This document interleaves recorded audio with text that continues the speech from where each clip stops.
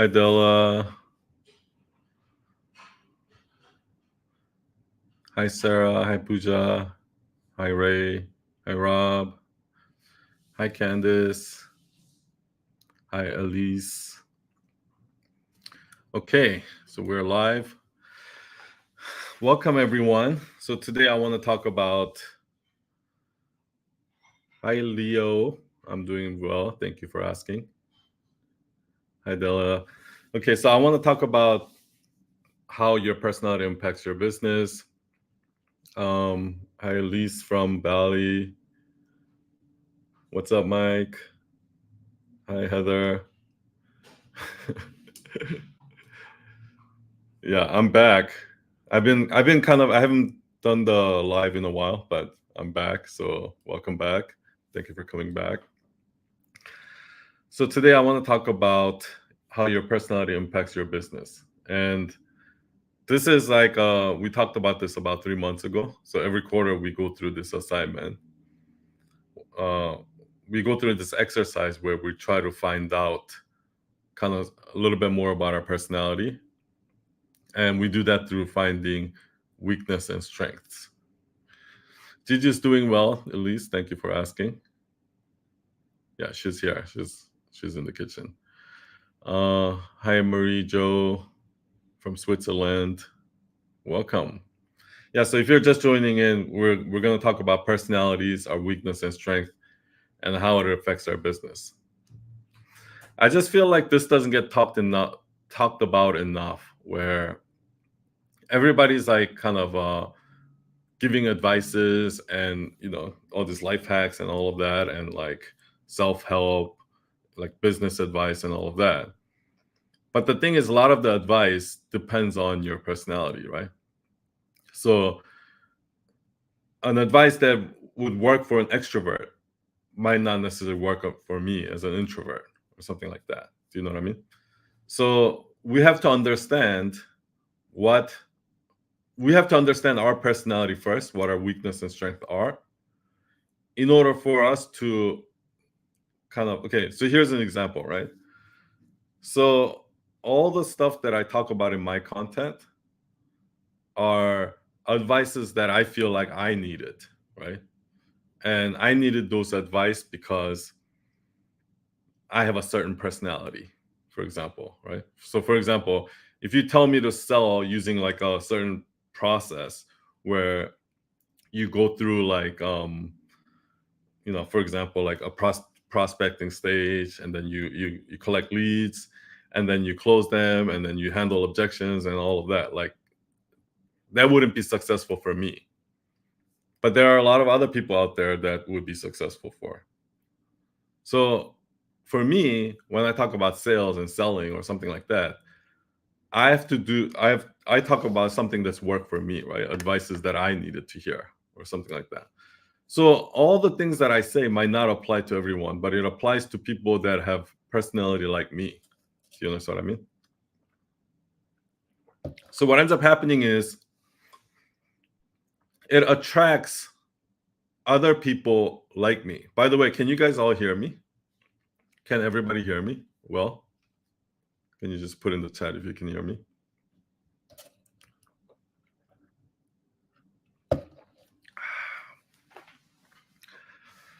Okay. So yeah, basically, yes. Okay, thank you. Okay, so basically, at Night Owl Nation, whenever we do this exercise and we talk about our weaknesses and things like that, it turns out that a lot of us in Night Owl Nation uh, tend to have similar weaknesses. And also, like, through discussion, we found that a lot of people in Night Owl Nation like have ADHD, or they're like on the spectrum or something like that, right? We have certain personalities and certain character traits that maybe attract us to the community, right?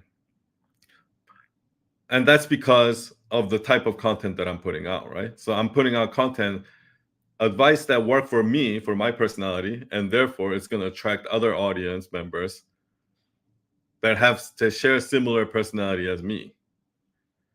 And that's why personality is so important in your brand, in your personal brand, right? But it's also important in your business, because in business, what needs to happen is, like, for example, so clients come to us. I found out like earlier in my business that um there are a lot of agencies that have these perfect processes, and they meet deadlines, and they block out their project, and they break down their project milestones, and blah blah blah, and they have like strong project managers and all of that, right? So that's kind of what big companies want. Like if we were doing project for, let's say, American Red Cross, right?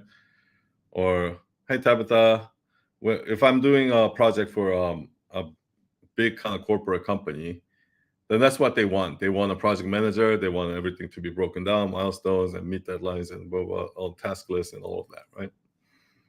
And they don't really care about the quality that much.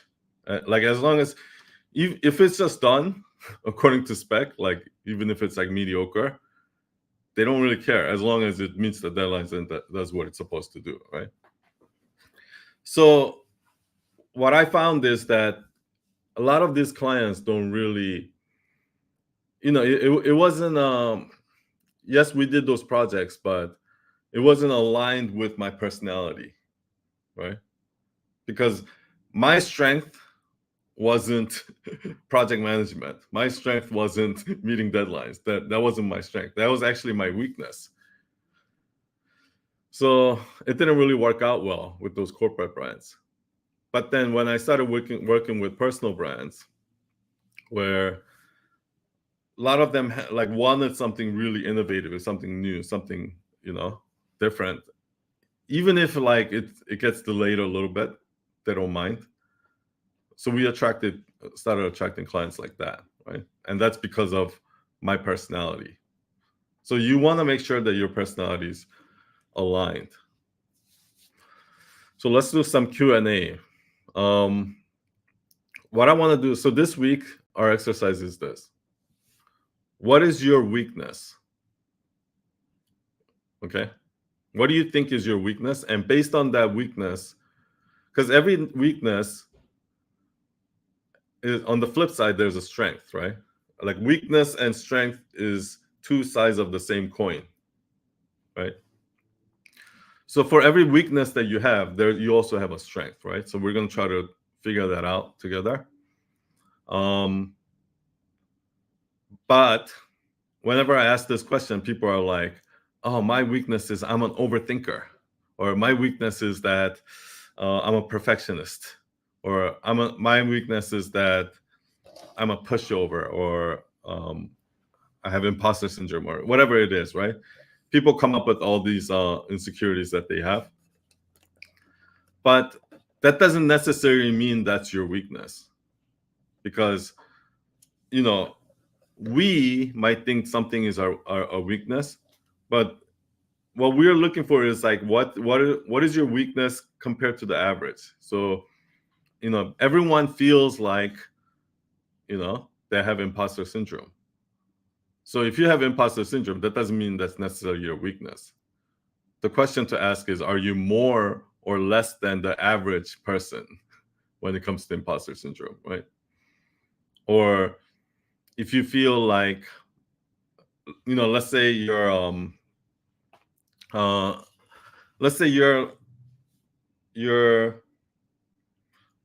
you think your weakness is that you're a people pleaser, right?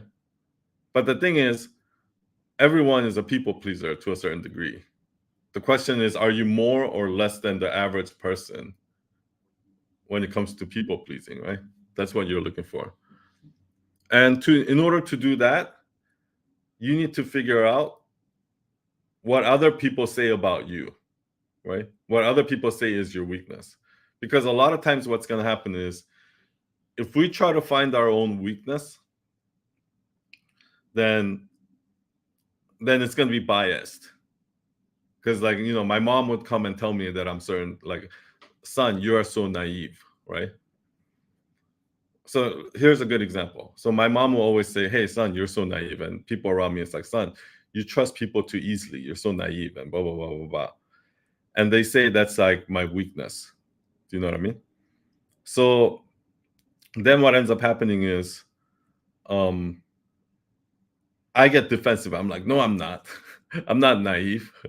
Like I'm a smart businessman. I'm not a naive. I don't trust everyone, right? But the thing is, the reason why I get defensive is because there's some truth to it, right? And if enough people are telling me that I'm too naive, that might be one of my personality traits, right? So that's how you want to find your weakness. So go ahead and if you have any questions, put it in the question tab here, because it's going to be hard for me to follow the chat. So put your questions in the question tag, and I'll answer it. Yeah, and also put if you can't find what the strength is, right, of a weakness, then also put it in the question tag, and we can try to figure out. Um, we can try to figure out what your strength is based on what your weakness is, right?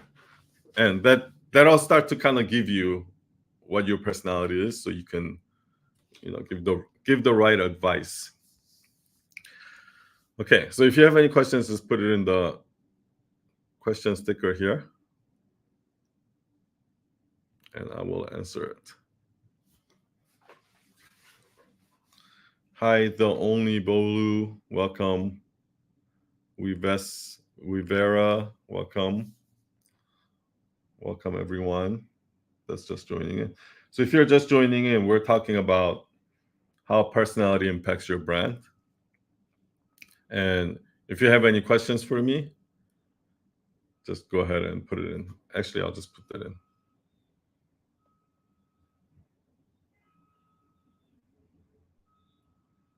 Ask me.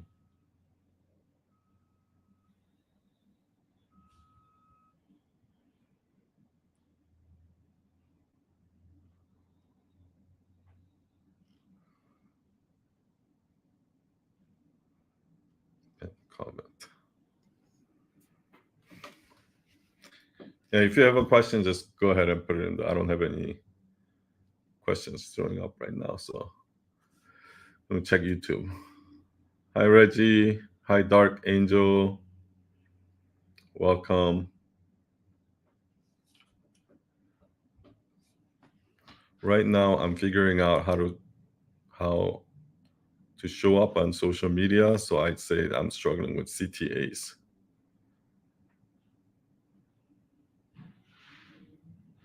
Yeah. So see, what you need to do with your CTAs is,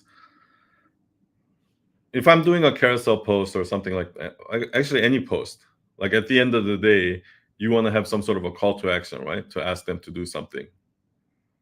And what happens is, like the CTAs are so powerful, because if you just say like, let's say your content was good and they want to follow you, they can go and follow you, right? But if you actually have a CTA that says, if you like this content, follow me for more, that'll actually get a lot more people to follow, just because you ask them to, right? So I think what you need to do is, you need to have like, for every content that you post, you need to have some sort of a call to action. And the call to action can be like asking the audience to do anything, right? It can be as simple as, if you like this, follow me. That's the call to action. So you want to have that, or you can ask them to share, or if you want to like get them to a newsletter, just say, if you like this, go subscribe to my newsletter. But you want to try to have a call to action, and your call to action doesn't have to be same all the time. Like, your call to action should be whatever you're promoting at that time, right? Whatever you want that audience to do at that time, or for that piece of content. Maybe something like that. Let's go to questions. Yeah, so if you have a question for me, just put it in the sticker chat down here. Okay, I have a question from Heather Amaro Studio. Hi, Sun. Can you please elaborate on what you said about finding your strength based on your weakness? Okay, so what I mean is, for example, people say that I'm naive, like my mom or my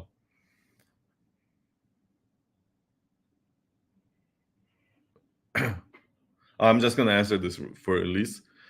Yeah, like you shouldn't feel salesy when you sell. I don't know how else to explain it. So I think that there's a deeper consciousness thing going on here, where, for example, for me, I feel salesy when I'm asking people to buy something that I don't believe in, for example, right? But I don't feel salesy when I'm selling my own products, for example. I'm actually like or if I think that my newsletter is good and I tell people to subscribe to my newsletter, I don't feel salesy, right? Or if I know my content is good and I'm asking people to subscribe to, like, follow me or something like that, I don't feel salesy. So I think for me, here's the thing. Like, did you know that like almost every president of the United States in the history of the United States have been sociopaths? And I think something like 90% of CEOs of major corporations are sociopaths. And I think sociopaths have no problem. Like, I guess it depends on the varying degree, but sociopaths have no problem just straight up lying, right? So saying that, oh, this laptop is amazing, it's the best laptop in the world, and just to sell that laptop, um, they have no problem, right? And I think that's why they succeed, right? They're successful in getting shit done, so to speak. So you kind of have to, but that doesn't mean that's right? So for me, like, it's hard for me to do that. So I can only sell products that I believe in. If I don't actually believe in the products, I can't sell it. So I don't know, like, I can't really give you an advice, I guess, from this angle. But what I can say is about me, what I do is I sell things that I believe in, right? So if I believe in the product and I believe that this is going to be a good product for the customer, then I have zero problem selling it. So maybe you have to work on it from that perspective. Okay, going back to Heather's question. Yeah, so for example, if somebody comes to me and says, "Son, you're so naive," like my mom says that, like, "Son, you're too trusting. You trust people too easily," right? Or like somebody will lie to me and then I'll trust them again or something like that, right? So I believe people too easily, right? And it's true. And I get defensive about it. I'm like, no, I'm not like that, blah, blah, blah. So how can that be a strength? Like, if I'm too naive or I'm too innocent or I'm too trustworthy or something like that. Um, like, how can that be a strength, right? But the thing is that same personality of me being naive, what ends up happening is, um, I guess maybe here's the thing. There's a bunch of things that can happen on the other end of that, right? Like, I think maybe part of me being naive is that, um maybe I don't over dwell on the past. So, like, you can screw me over and then I'll probably let you screw me over again or something like that. um like I'll give people those chances, maybe, for example. um Maybe, because I'm too naive, like, I end up, I think that same personality also comes from, like, me having so much pride in my work that I'll lose money in order to do better work or something like that, right? But then because of that, that has led me to more opportunities in the future, so on and so on. Something like that. So that's how weakness can be strength. A simple version would be like something like, some people I know are very super patient, right? And then like people like, for me, I'm very impatient. I'm very impulsive. So like if you're impulsive, how's that good, right? How can that be a strength? But because I'm impatient, I'm impulsive, I just dive in and do stuff, right? When I started a podcast, I just went in and I just started a podcast without really really thinking about it, right? Like just I just went on Zoom, I recorded it, and I uploaded it, and that's how I started it. So I just tend to jump into things because I'm impulsive, for example. So I think that can be it can be a strength, because I think as an entrepreneur you kind of have to dive into things, right? Before knowing, something like that. So that's how your weakness can be strength. How has my weakness impacted your business? Impacted my business? Yeah. So for me, here's the thing, right? So a typical um, community like the one that I'm trying to build, Night Owl Nation, right? Like most people that's in my shoes, the typical thing that I should do is I should create a course, a high ticket course, some sort of a high ticket products, and then I should run some sort of sales copy that try to figure out like what people's pain points are, and try to like figure out some sort of a sales script for that, and then how to sell it, and then just basically actually monetize as much as I can from what I know, right?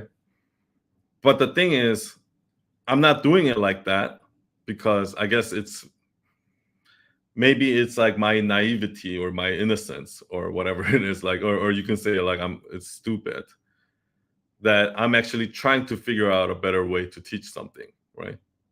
Because I recognize that it's not working. I recognize that the online courses are not working. So where does that personality come from? Because if I was actually logical, if I was actually smart, I wouldn't do that, right? If I was actually smart, why the fuck would I invest years of my life trying to figure out this education, like try to figure out peer-to-peer education and create a perfect process where we can actually learn something, make learning fun, and make it so that people will actually want to do it, not like, oh fuck, I have to do this again, I have to go to the gym again, I have to go, like, rather than looking at it as a chore, like something that they actually want to do, right? So how can I break down the learning process in a way that people will actually like have fun and just keep doing it because it's fun, right? Something like that. Like why would I do that? That makes no sense, because number one, I don't even know if it's possible. Number two, like just the sheer amount of like uh iterations and um learning that I'm gonna have to go through to figure that out is so much work, and it's not gonna be like too much profit. So why would I do that, right? Well, so that's the thing. Like that's the illogical side of me, the naive side of me. I think that's making it like that. Maybe like I'm my for example, like my um so what in our community, I tell everybody to take the Big Five personality test. Uh, and for me, the Big Five is O for openness, C for conscientiousness, E for extroversion, A for agreeableness, and N for neuroticism. And for me, my conscientiousness is very low. So I like to only do things that I want to do, right? And I'm not very disciplined, or I'm not good with like to-do lists and things like that, right? So yeah, so that's like, I guess, part of the weakness that I have. So yeah, I think the big five personality test can help you recognize what your personality is. And a lot of times, what I do is I'll look up that word. If somebody says like, "Son, you're too lazy," right, or like, "I'm a procrastinator," or something like that, right? I would try to probably search for that word on like thesaurus or something, and see what other words are there that are similar to that word, right? And see if you resonate with any of those, and then maybe that can be a strength. I don't know. Okay, Esco the plug. Thanks for all the gems. I'm starting a subscription-based service, but I'm unsure whether or not it should start out as free. What's your thoughts?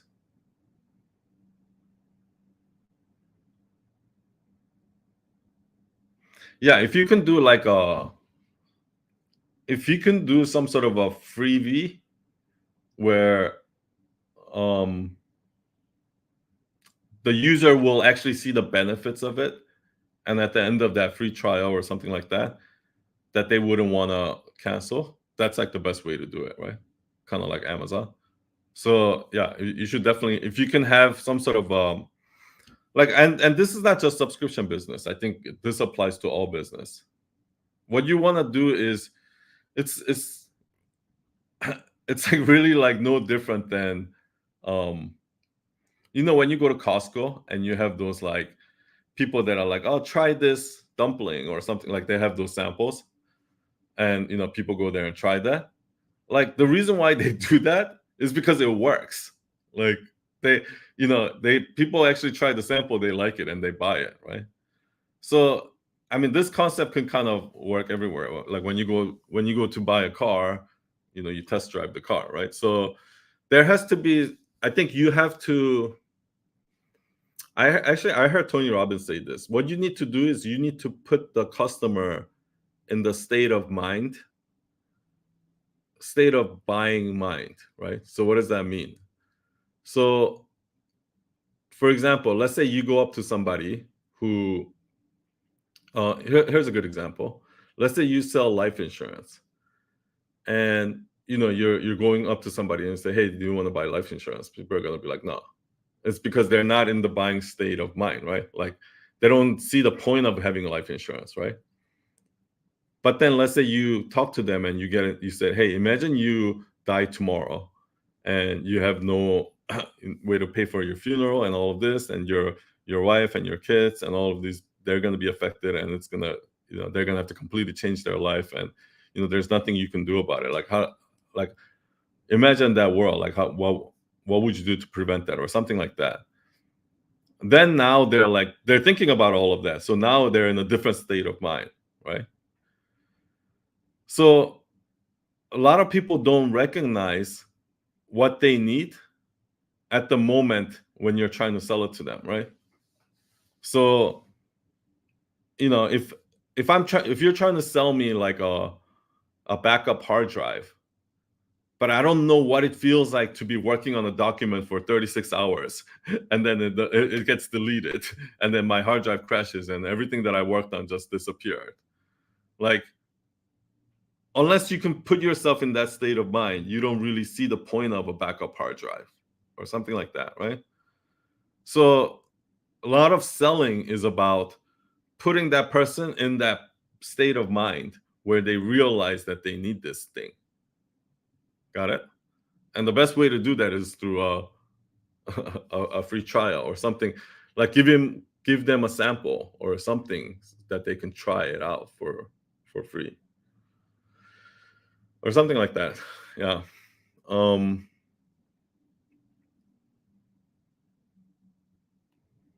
okay, let's move on to the next question. Next question is from Jessica Naves Creative. What's the cost of community? How does it work? So, okay. Thank you for asking. Okay, so the community is called Night Owl Nation, and Night Owl Nation is $180 to join, and it's $180, and it's 3 months. After that, if you do want to continue the membership, it's $30 a month. And this is basically what it is. We are a community of entrepreneurs and content creators that practice storytelling together. So we all want to, learn how to make better content, communicate, and all of that. So what we do is, and from my experience, what I found is, like 3 years ago, I came on Instagram, I started putting out these carousels, and then I grew followers really, really quickly. And then I was like, okay, I'm going to teach people how to do this. I'm going to teach people how to grow Instagram, right? And then I started teaching people how to do it. But it didn't work because I realized that their content sucks. And like I started to realize how important the actual content is. And then I started to teach people how to make content. But then what I realized is that in order to make good content, tell stories, like there are certain skills that you have to practice on a daily basis, right? For example, like reflecting on your past, and like self-reflection, or like practicing writing, right? Using certain words and writing it and trying to like convey your thoughts or something like that. So there are certain things that we need to practice in order to get better at storytelling. And I think a lot of people are either not doing that practice or doing it wrong. So in Night Owl Nation, what we do is we focus on the practice. So every week you come, every week we write a new story, but I'll give you a prompt, and kind of every week there's a different area of storytelling that we focus on. For example, like this week we're focusing on our personality and weakness and strength. Next week we're going to focus on putting yourself in somebody else's shoes, right? So there's going to be different assignment prompts based on different area of storytelling, and every week we practice. And then we have a bunch of small groups in the community where you can join a small group meeting. And small group meeting is pretty small, like like 5-6 people, something like that. So you can join a small group meeting, you can share your story, and you can get feedback, and you can discuss it and things like that. So that's what the community is. and it's $180 to join, and it's 3 months. Okay, I'm glad you asked that question. Okay, Leo Waffles asked, my weakness is not trusting me in the work I do. Most of the time, for example, I think, is that the best of me? Is it good? Even if the client says she loved, this thought does not disappear. What would be the best way to let this thought get in my way? So it sounds like your weakness is like either perfectionism or a little bit of maybe imposter syndrome. Like no matter how good you are, like So a lot of people who are in this place where they just always feel like they're not good enough, they use this as like insecurity, right? So that and you lose confidence over it. But the reality is that's like actually your strength, right? If you look at like almost every high performers, like in sports or anything like that, business or whatever, a lot of them have imposter syndrome. Like imposter syndrome is a sign that you're getting out of your comfort zone, right? So therefore you have a growth mindset, right? Because if you're constantly growing, you should constantly feel like an imposter. That's like the whole point, right? So for me, when people say they have imposter syndrome or they're like a perfectionist or something like that, I don't think of that as a negative trait. I think of that as because Steve Jobs was a perfectionist, right? Steve Jobs was like that. It was never good enough, right? So, but that's how you create excellence, right? If you want to create something that's beyond status quo, something innovative, something excellent, something that's like, you need that kind of perfectionism in order to do that. But the downside of like like you said, the weakness is that you're always gonna it's always gonna feel like it's not good enough or something like that, right? So I think that's why Steve Jobs needed Tim Cook, right, to actually make Apple profitable, because like Steve Jobs was just so focused on making things perfect that it often got in the way of make Apple becoming profitable. They'll put out like Steve Jobs used to do crazy shit like he'll take out the CD-ROM, right? When every computer will have CD-ROM in it, he just took it out in order to force people to use USB. So, he always like did something like that. So I guess then in that sense, like that perfectionism is your strength. Like for me, like my overthinking is actually a strength, right? Like I tend to overthink. Um, but then I think that's why I'm like overthinking is what made me, I think, better at pattern recognition and like reverse engineering or something like that, right? Um, so yeah, so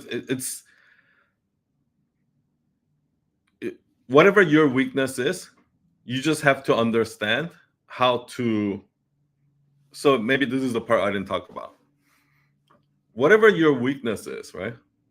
You need to understand what your weakness is, and you need to know how that's a strength, right? So for me, overthinking is a weakness, right?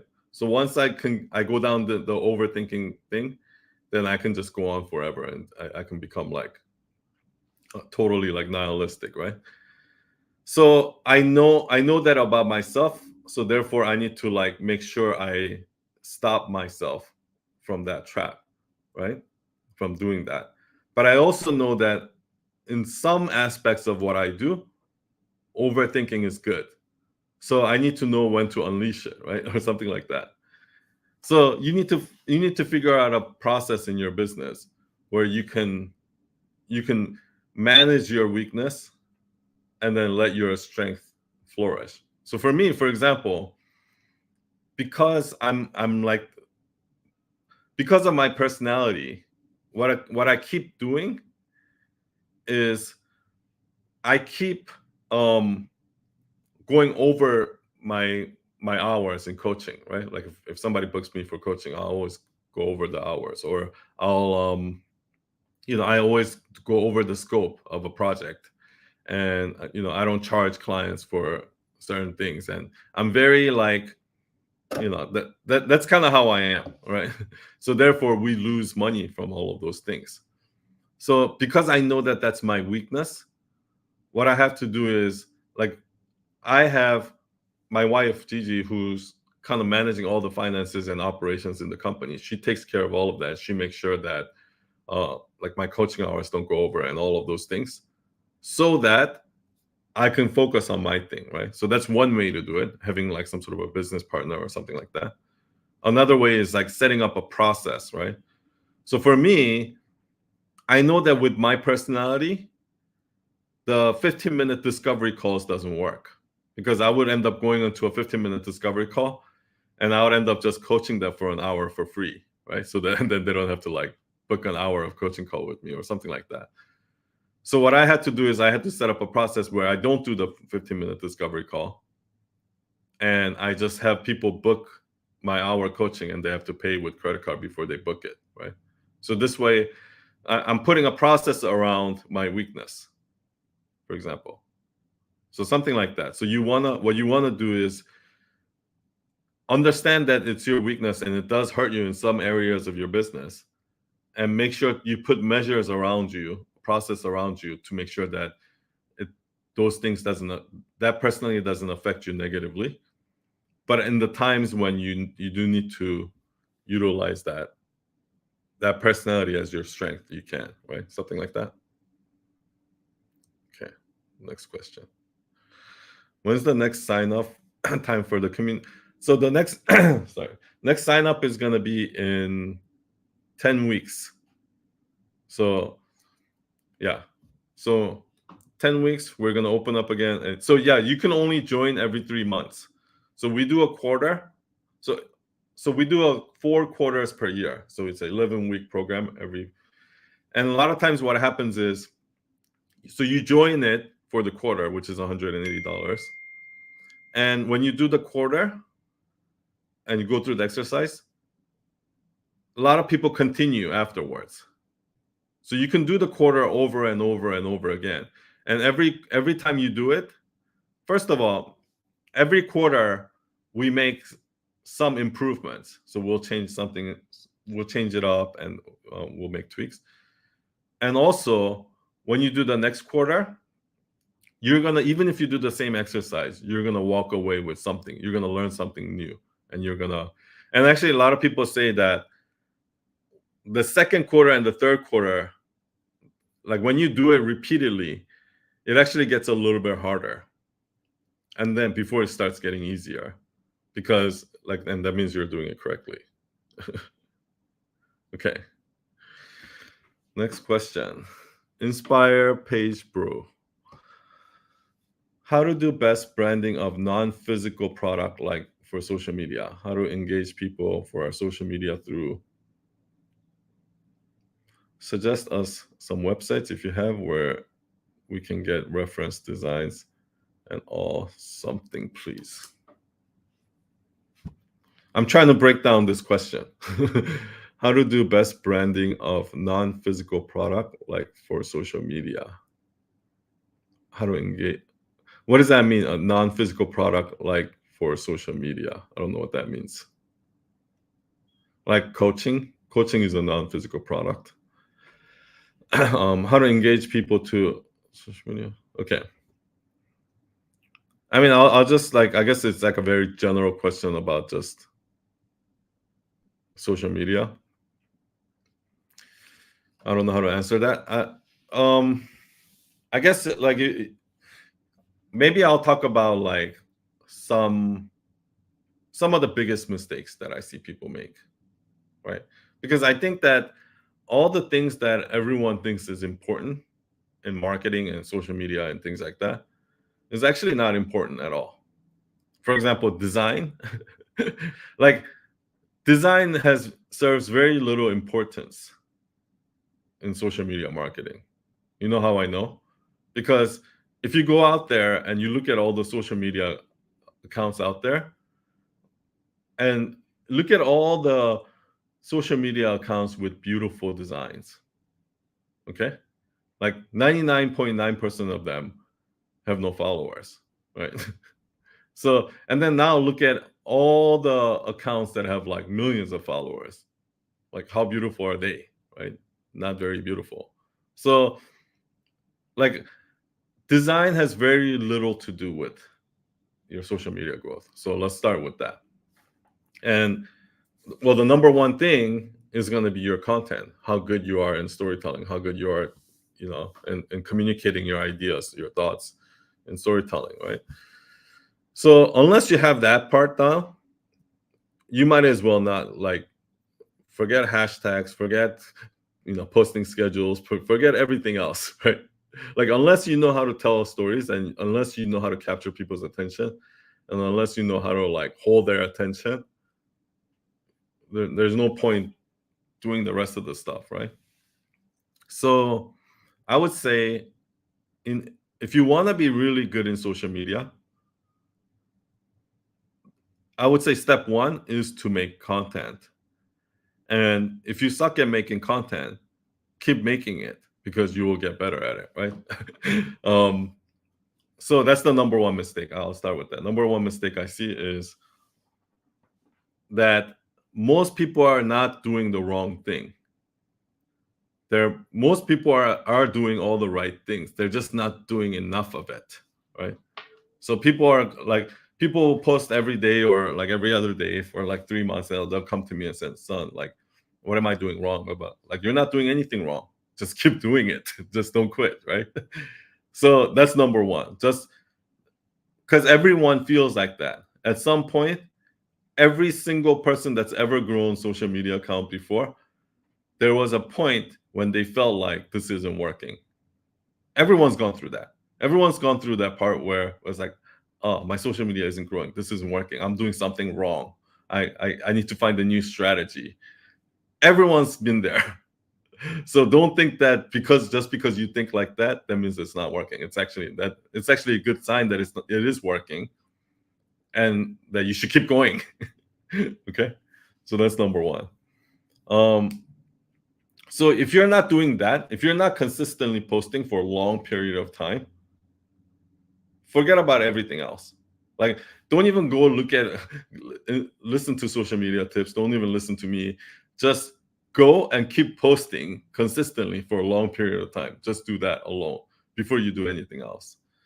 Second thing is, like I said before, you have to know how to tell a story, interesting story. You need to how to communicate, and that's kind of what we teach at Night Owl Nation. That's what we practice at Night Owl Nation.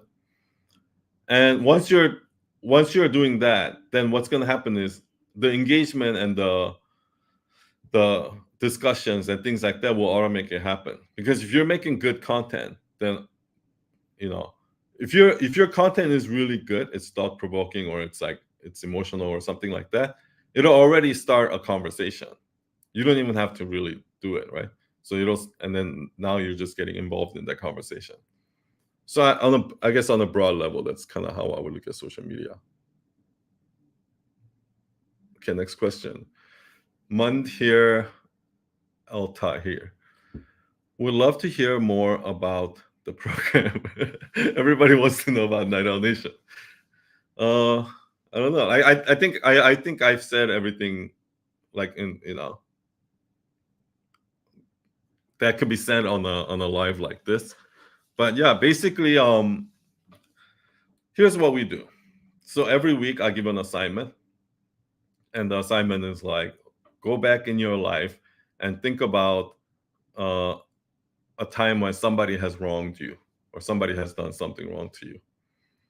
And now I'll say, now put yourself in that person's shoe and write the story as from that person, as that person as a protagonist or something like that, right? So now, like, you're telling the story from that person's perspective. So now, yeah, so we came up with the story, but the whole practice here, the exercise here, was to get in the practice of us being able to put ourselves in somebody else's shoes, right? Seeing a situation from a different angle, different perspective, something like that, right? So we have a series of exercises like this for 10 weeks, for 11 weeks. And through there, and then what we do is we bring our story to a small group meeting and we talk about it, we discuss it, and then they'll try to debunk it, and you try to debunk each other, right? And you try to you try to basically try to, I guess, you really try to, like, squeeze the idea out of it. Like, what's the myth and what's the truth, right? What's the myth we're debunking and what's the truth? And then those are usually the things, like, once you can figure out how to do that, okay, everyone thinks this way, but this is also true. And once you can do that, that's kind of what makes people say, I never thought of it that way, right? So it's a constant practice of that. And part of it is, like, we try to come up with examples. And part of it is we try to go back in our own lives and we try to tell personal stories, like things that happened to us and what lesson that's taught us, or something like that. Okay. A lot of people are asking about the program, huh?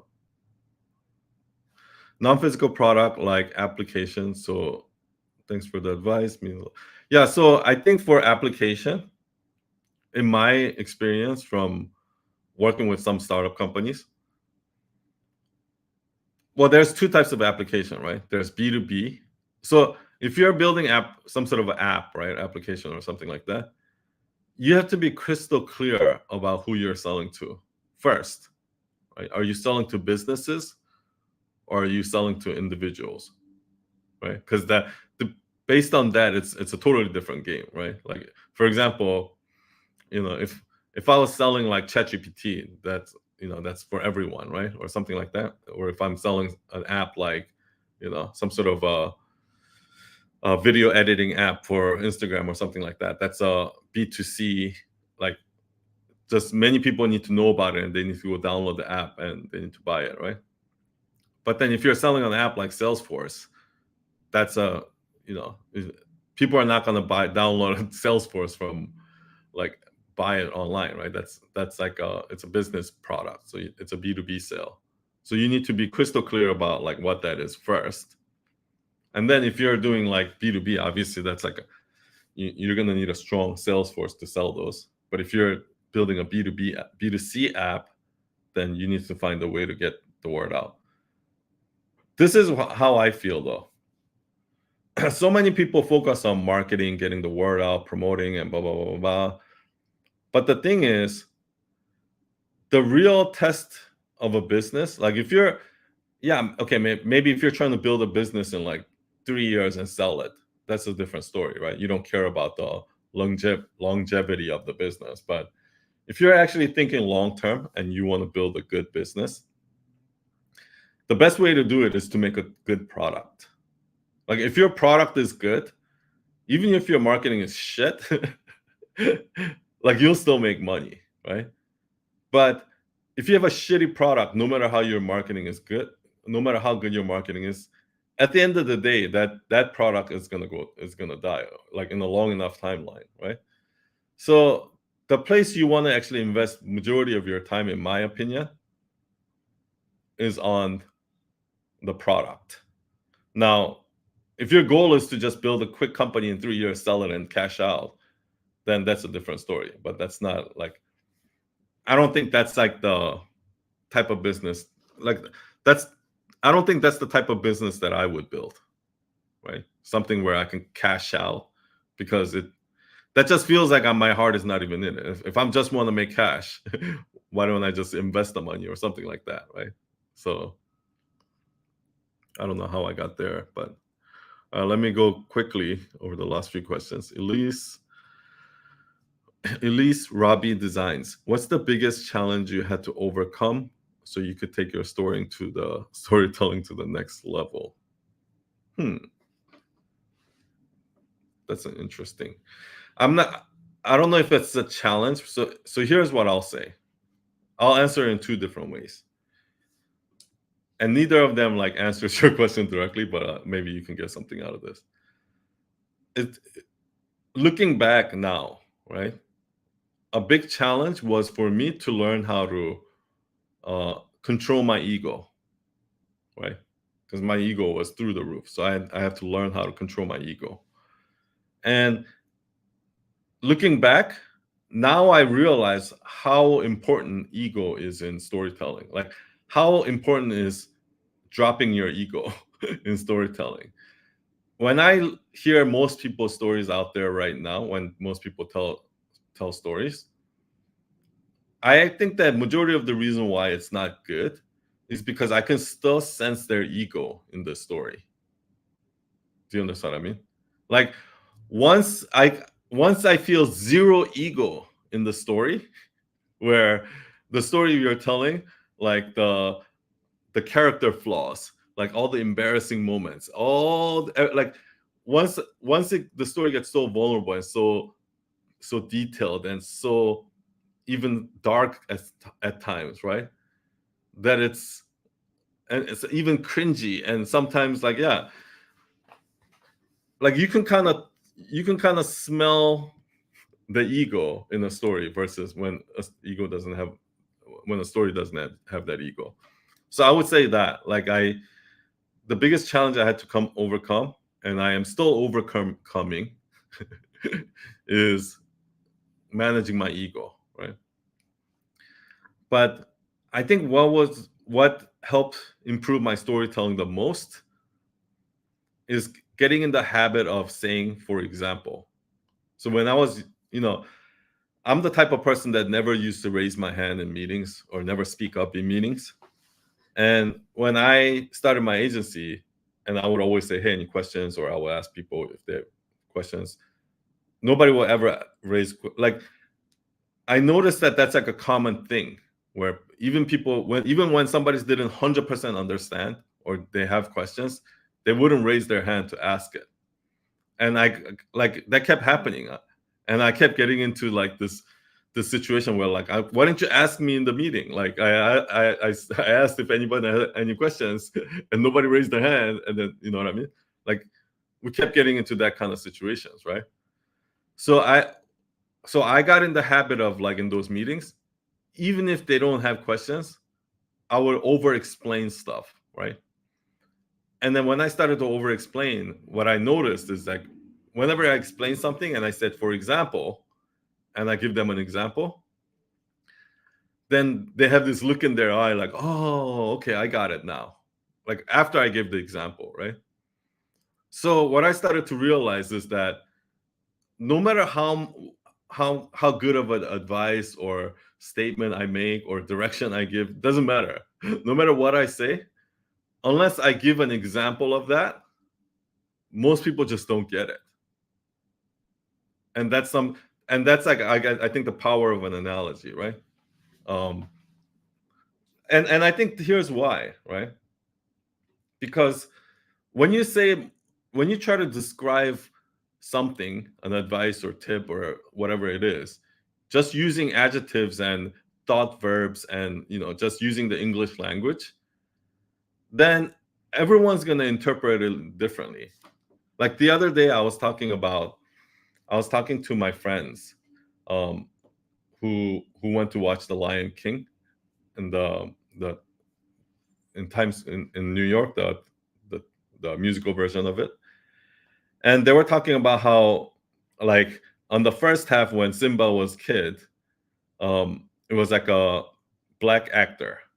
And then after the halftime, like after the intermission, when Simba was growing up, the actor was white. So they were like confused. Like, it's like, what's going on? Like, like they didn't know that they were both Simba, right? They confused that. And one of them was like, oh my gosh, it took me so long. Like, it took me like 15 minutes to realize that was actually Simba, right? And then the other person goes like, oh my gosh, I was so confused. It took me so long to realize that. And then I asked her, like, how long did it take you? What's so long? It's like, what's your definition of so long, right?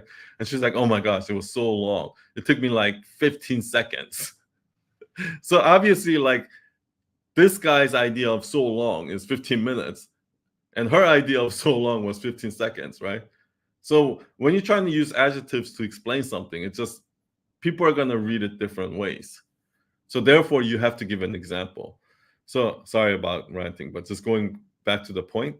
So the biggest tip I can give, like the biggest habit that I grew that made me good in storytelling, was getting in the habit of saying, for example.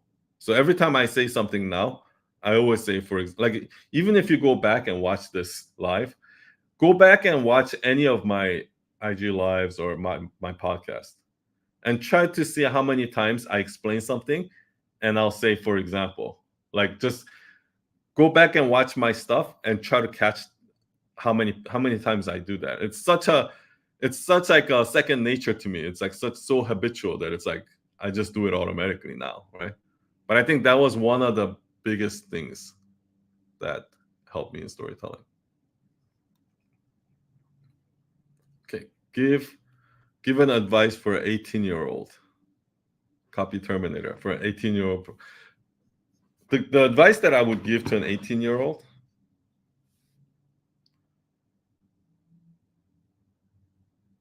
would be, yeah, I mean, I think that, like, for me at this time, I would trade everything to go back to being an 18-year-old, right? So, and if I were to go back to an 18-year-old, the advice I would give myself is probably, hey, like, whatever you're doing is right. So keep doing it. Like, I feel like right now the biggest problem I see in modern society is that so many people live out of fear. Like, so many people live out of fear of, like, losing something or fear of something, rather than live out of hope of getting something, right? And I think, like, that needs to change. We need to stop living out of fear, and we need to start living out of hope.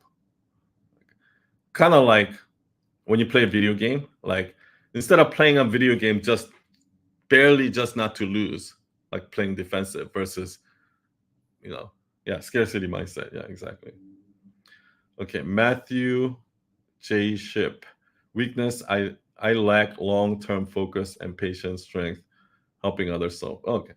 So that's good, actually. So that's the opposite of me, right? Like once I get focused on something, you can't take me away from it. Like I one time I sat down and I was coding something for like 36 hours straight.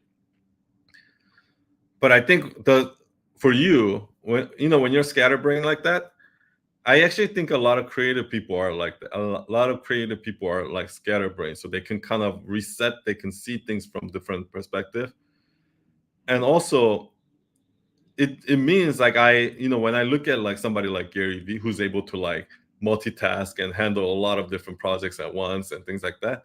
Like it fascinates me because I can never do that. I can never keep track of that many things, right?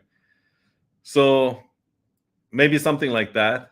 Like I think that's kind of what you need. Like part of being an entrepreneur is just putting out all different kind of fires all over the place. Like you just never know what's going to happen, right? Which I'm really bad at. So I'm kind of like a project person where I focus on one thing, and then Gigi will take care of all the rest of the stuff, something like that. So that can be how that's a strength. Okay, God, Gotan Lamb. Do you think AI can become as good as humans in storytelling in the next 2 years? I have already seen people building custom databases and train the AI with storytelling frameworks from multiple book sources. Okay, here's the thing, right? I don't think humans are that good at storytelling right now. So if you say as good as humans, I don't know what that means, right? Because 99.9% of humans are not good in storytelling. Do you know what I mean? It's very few people in the world that are good at storytelling. And it's the same with anything, right? Design, coding, any kind of skills, right? Because I think we put so much focus on skills and not enough emphasis on meta skills. And what I mean by that is, you know, you can I can give you 10,000 highly skilled programmers, and I could if I went to you and I say now build me a self-driving electric car, can you do that? No, you can't, right? Like it it doesn't matter how much raw skills you have in coding or design or whatever it is. Okay, so here's my thought. Okay, here's my thought on AI, and then I'll end it with that. Right, this will be the last question. Here's what I think about AI. So when I see most agency owners and people like that, where I see them, where I see most creative entrepreneurs struggle is delegating, right? Like outsourcing, hiring people, and giving them directions, right? They'll give them this direction. It's like, oh, I want you to make me a website where it's like this, and here, use this. I like these websites. I like this kind of blah, blah, blah, blah. They come back and now it's like, oh yeah, but it's missing this and blah blah blah. And like now you have to go back and forth so many times because you didn't give them the right directions the first time.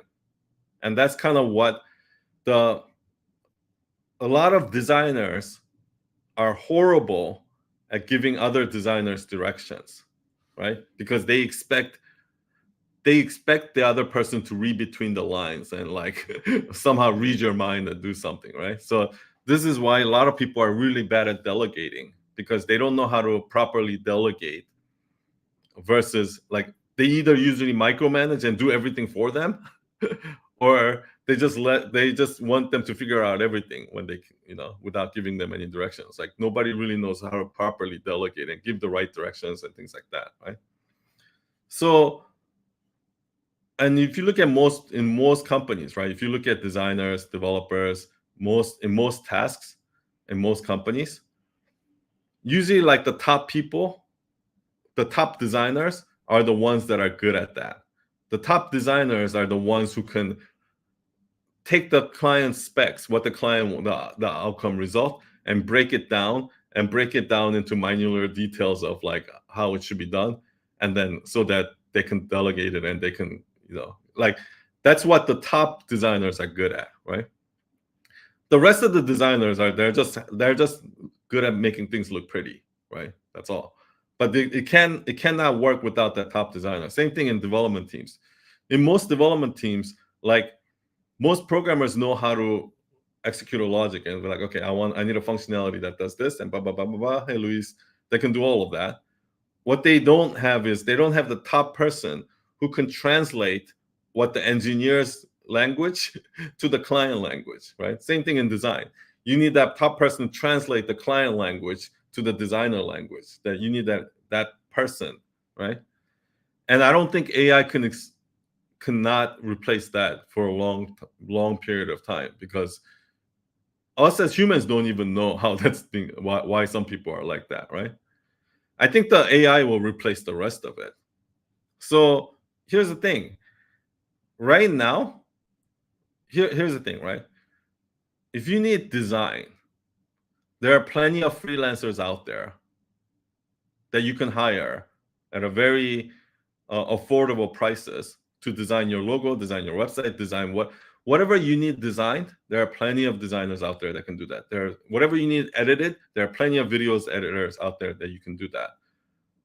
The problem is it doesn't help you because you don't know how to give the right directions to that person. Do you understand what I mean? And therefore, you can't, like, none of those talented designers and video editors mean anything to you because you don't know how to work with them. You don't know how to give them directions, right? The same exact thing is going to happen once you have AI. Once you have AI video editors and AI designers, unless you know how to give them directions, you're still going to have trouble with them. You're not competing against AI. You're competing against other human beings. You're competing against other people who are better at giving designers direction than you. And right now, are you good at giving designers directions? Are you good at giving video editors directions? Are you good at giving your employees directions? Because if you're not good at giving your employees directions, you're not going to be good at giving AI directions either. And that's what it's going to be. The future is all about giving directions. Who can use their brain and then give directions the best way? So that's what I think of AI. Okay, that's where I'll leave it. I'm going to take a quick screenshot of the last two questions. So last couple questions in here so I can answer it in stories. But thank you, everyone. Thank you for coming. I'll see you all. I'll come back next Thursday. I'll see you all next Thursday. Thank you for hanging out and have a great week. Cheers. Bye, y'all.